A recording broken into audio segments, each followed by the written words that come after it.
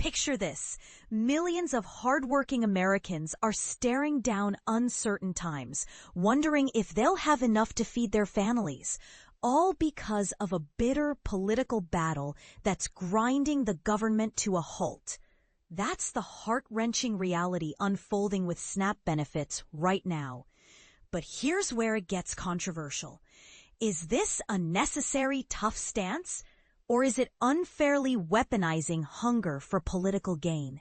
Stick around, because there's more to unpack. And the details might surprise you. Let's dive in. The Supplemental Nutrition Assistance Program, commonly known as SNAP, is a lifeline for millions.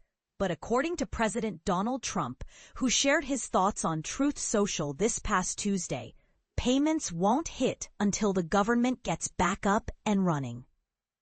SNAP benefits will be given only when the radical left Democrats open up government, which they can easily do, and not before, he posted, making it clear he sees this as a bargaining chip in the shutdown saga.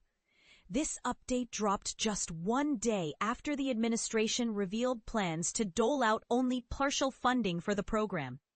That decision followed directives from two federal judges, one in Rhode Island and another in Boston, who mandated that SNAP funding must roll on even during the shutdown. When Newsweek reached out to the White House for comment via email, they simply pointed back to Trump's own Truth Social message. It's a tense standoff, but one with real-world consequences. Why does this even matter? Well, SNAP isn't just a program. It's a critical support system for about 42 million Americans, helping to keep food insecurity at bay during tough economic times. With the federal government currently shut down, major disruptions are hitting hard, leaving families to scramble for alternatives.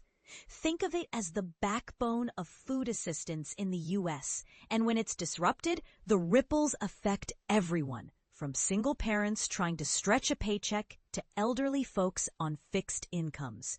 For beginners wondering what this all means, food insecurity simply refers to not having reliable access to enough nutritious food. And in a country as prosperous as ours, that's a problem we should all care about. Now, and this is the part most people miss. Let's break down the key facts. On Monday, the Trump administration announced they'd only provide half of the typical monthly SNAP benefits for November, tapping into the program's emergency contingency account for that. This partial rollout came directly after those judges' rulings insisting on continued funding amid the shutdown.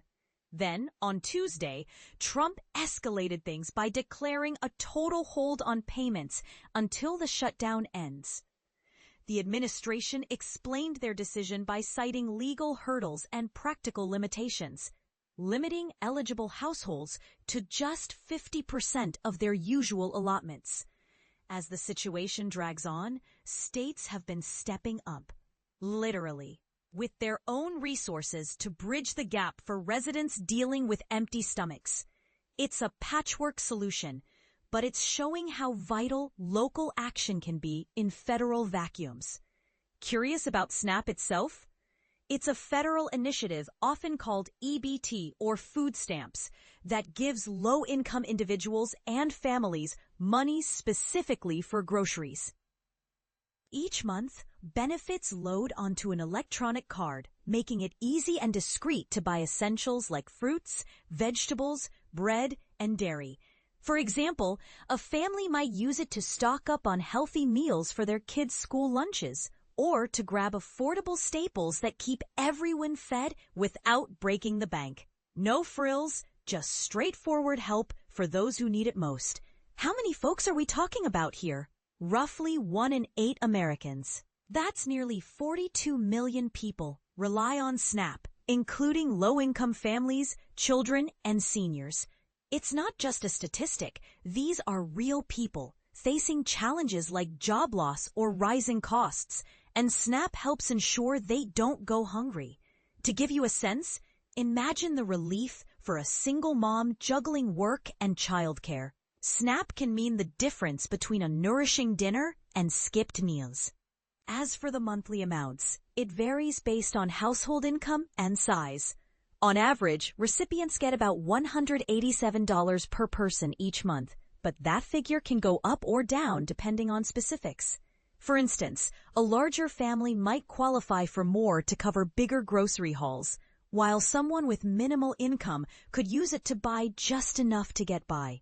It's designed to be flexible, adapting to different needs. If you're wondering how to lend a hand to those affected, consider donating directly to local food banks.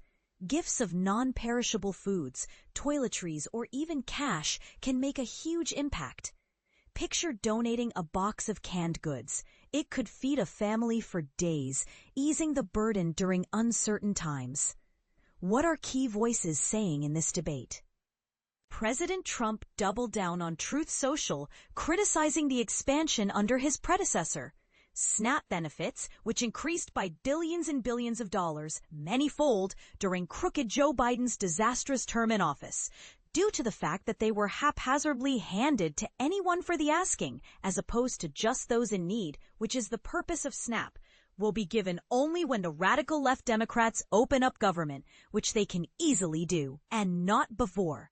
House Speaker Mike Johnson, the Republican from Louisiana, offered a sympathetic take to reporters on Monday. The president is desperate for SNAP benefits to flow to the American citizens who desperately rely upon it. He has bent over backwards, as you know, to get the troops paid, to keep WIC funding going. He's found creative solutions. The SNAP situation has legal impediments to that. Meanwhile, Democratic Senator Amy Klobuchar from Minnesota, who sits on the Senate Agriculture Committee, pushed back hard in a Monday statement. The courts have ordered the administration to use its contingency fund to partially cover food assistance to families in need this month, and have made clear it can use its transfer authorities to fully fund SNAP. It is not enough to do the bare minimum. The administration should stop playing politics with hunger and use all available resources to ensure Americans can put food on the table. Looking ahead, what happens next is anyone's guess. Millions remain in limbo, unsure about when and how much aid they'll receive, with state agencies potentially needing weeks to sort out processing and distributions. And here's where it gets even trickier.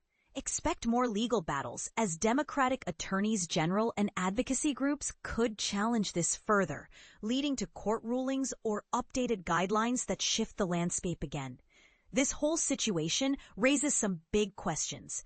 Should something as fundamental as food assistance ever become a political football, or is it a core responsibility that transcends partisanship? Is Trump's hardline approach a smart negotiation tactic, or does it unfairly punish the vulnerable? And what do you think? Should states have more autonomy in these crises, or is full federal funding non-negotiable? We'd love to hear your take in the comments below. Agree, disagree, or have a fresh perspective? Let's discuss.